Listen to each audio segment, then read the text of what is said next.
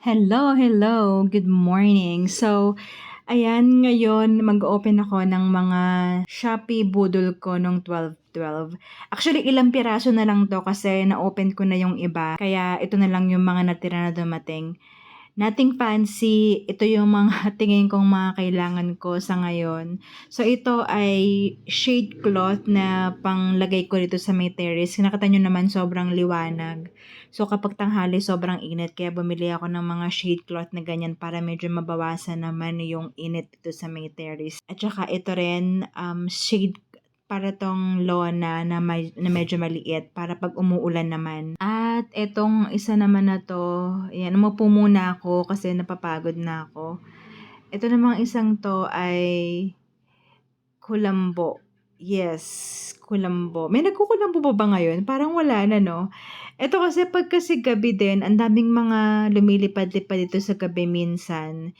And 'pag natutulog ako sa kama, dumadapo sila sa'kin kahit nakapatay na yung ilaw, kaya naisip kong magkulambo. At hindi ko gusto masyado yung amoy niya.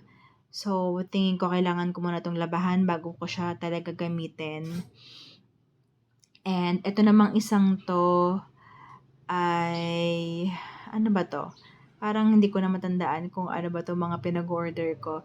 Pero definitely ito ay mga kailangan kong mga bagay-bagay dito, mga kung anik-anik lang. Ito ay para siyang magnetic door curtain. Para din yan dito sa kwarto ko. Kasi nga medyo maalikabok ngayon kasi mahangin. Kaya bumili ako ng magnetic curtain para kahit papaano naman mabawasan yung alikabok na napasok sa loob ng kwarto. Isa lang muna yung binili ko kasi ta-try ko na muna kung magagamit ko ba siya ng maayos. And then kapag okay siya, bibilang ko rin yung kwarto ng anak ko. So, ayan, tingin ko naman okay. And ikakabit ko siya mamaya kapag sinipag na ako. Papakita ko sa inyo kung ano yung itsura niya kapag nakakabit na. Napanood ko lang din 'to sa sa Facebook, etong magnetic, magnetic curtain na 'to. So, yung gitna niya ayun yung mga meron siyang parang magnetic sa gitna para automatic na magsasara siya. Medyo mabigat yung mga magnetic kaya maho-force talaga silang magsara kapag after mong dumaan.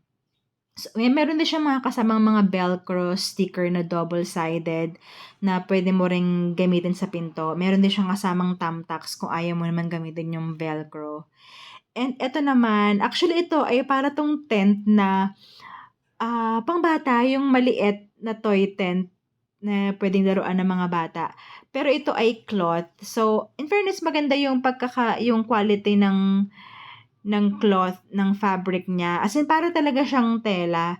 Balak ko talaga 'tong gamitin para pagka nag-i-steam ako, yung steam bath. Nag-i-steam bath kasi ako mga twice a week and ang hirap yung kapag nakatalokbong lang ako ng kumot.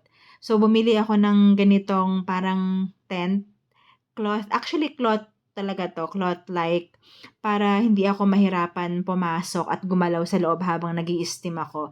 Papakita ko rin 'yan sa inyo pagka ginagawa ko na 'yan. So, 'yun lang.